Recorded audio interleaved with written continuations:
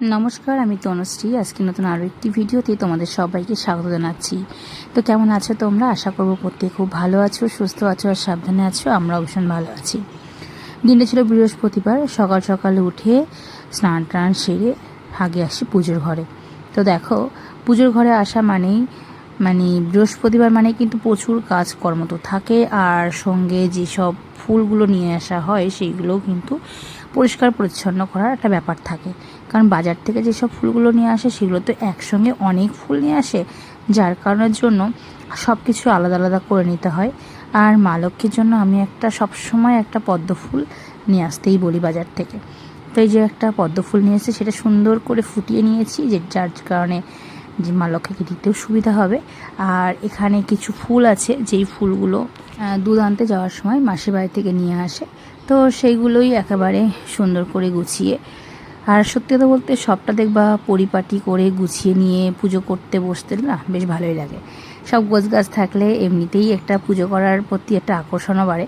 আর বরাবরই আমি পুজো করতে বেশ পছন্দ করি। হয়তো আমার মতো অনেকেই আছে যারা পুজো করতে খুব ভালোবাসো। আমাদের মানে ঠাকুর ঘরটা হলো একটা শান্তির জায়গা প্রত্যেকটা বাড়িরই, যেটার কারণে মনে হয় যেন এখানে একটা নিস্তব্ধ একটা ব্যাপার থাকে, আর একটা মন প্রাণ দিয়ে পুজো করার একটা ব্যাপার থাকে। আর রিসেন্ট এই যে ধূপকাঠিগুলো, এটা আমি নিয়েছি ঠাকুরের পুজো করার জন্য। কারণ ধূপকাঠি বললে ভুল হবে, ওগুলো ধুনো বলা হয়। আসলে কেন বলছি, আমাদের সবসময় তো ধুনো দেওয়া সম্ভব হয় না। আমি বাড়িতে প্রচণ্ডভাবে ধুনো জ্বালাতে ভালোবাসি। এবার নারকেলের যেই খোসাগুলো হয় সেই খোসাগুলো তো সবসময় থাকে না। সেই কারণের জন্য যখন দেখি নারকেলের খোসাগুলো ফুরিয়ে গেছে বা দেখি যে কম হয়ে গেছে বা দিনের বেলা একটা পুজো করতে লাগবে, তো তখন আমি এই ধুনোগুলোই ধরাই। আর স্মেলটাও ভীষণই সুন্দর।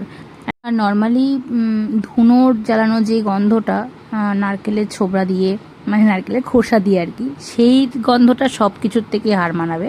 তবে এই যে স্মেলটাও ভীষণই সুন্দর।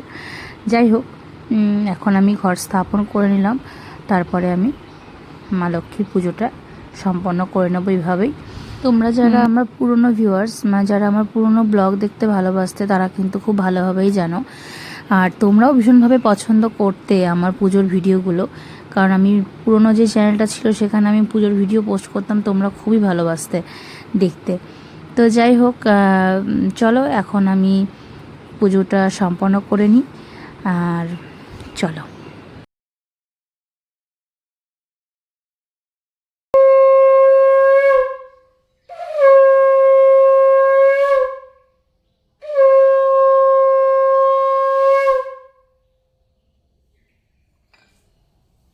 পুজো সেরে এসে এখন আমি আর মা গোছাতে বসেছি আমার নিজের আলমারি। মানে অনেক দিন ধরেই ভাবছিলাম যে গোছাবো, সেই গোছে আর উঠতে পারছিলাম না। তারপরে কি হয়েছে, ইদানিং দেখছি আলমারির মধ্যে পিঁপড়ে ঢুকেছে।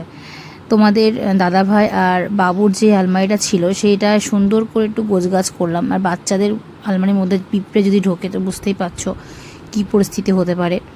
সেই কারণের জন্য সমস্তটা আগে সবটা বার করে নিয়েছিলাম, নিয়ে ভালো করে ঝেড়ে পুছে পরিষ্কার পরিচ্ছন্ন করে তারপর গুছিয়েছি। আলমারি অর্গানাইজ করলে এমনিতেই দেখতে সুন্দর লাগে, আর তারপরে সবটা গোছানোর পর ভালো লাগে দেখতে। তো এখানে বড়োবাবু ছোটোবাবুর জন্য আলাদা আলাদাভাবে সেট আপ করেছি, আর দিকে তোমার দাদাভাইয়ের জন্য আলাদা করে রেখে দিয়েছি। তো কমপ্লিট হয়ে এখন বসে পড়েছি খেতে। আজকে রান্না হয়েছিল শাক ভাজা, মোচা ঘন্ট, আর ওলের ডাঁটা তরকারি আর মাংস। তো এই হলো আজকে রান্না বান্না। বিকালের দিকে আমি আর মা একটু বেরিয়েছিলাম বাজারে।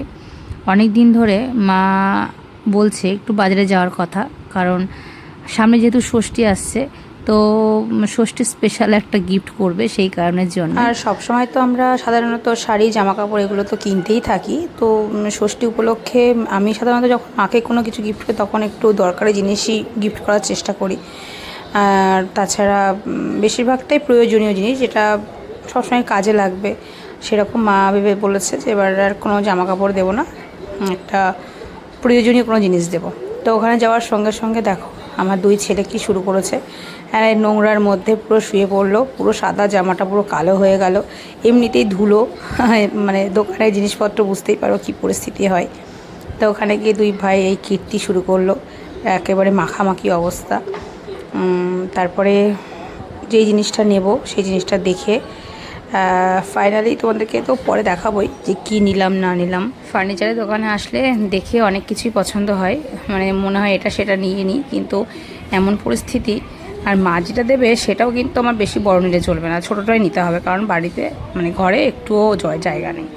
এবার যাই হোক সেরকমই অনেক কিছুই দেখছিলাম, ছোট বড় সব রকমই, যেগুলো পছন্দ হয়, কিন্তু সেগুলো তো আর মানে পছন্দ হলে তো হবে না, ঘরে জায়গা রাখারও ব্যাপার থাকে।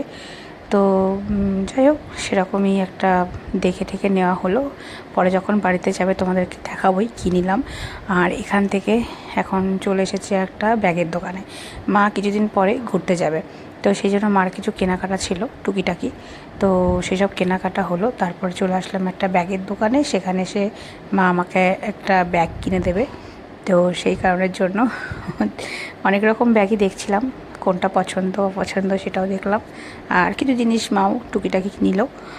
তো চলো আজকের ভিডিওটা আর বেশি বড় করব না, এখানেই শেষ করি, দেখা হবে নেক্সট ভিডিওতে। সবাই ভালো থেকো, আর যারা যারা আমার চ্যানেলটি একদম নতুন দেখছো তারাও মানে চ্যানেলটি সাবস্ক্রাইব করে পাশে থাকা বেল আইকনটি ক্লিক করে অল করে দিও, তাহলে নতুন নতুন ভিডিও তোমরা দেখতে পাবে আর তোমাদের কাছে নোটিফিকেশানও চলে যাবে। তো চলো আজকে শেষ করি, দেখা হবে নেক্সট ভিডিওতে। টাটা বাই, ভালো থেকো সকলে।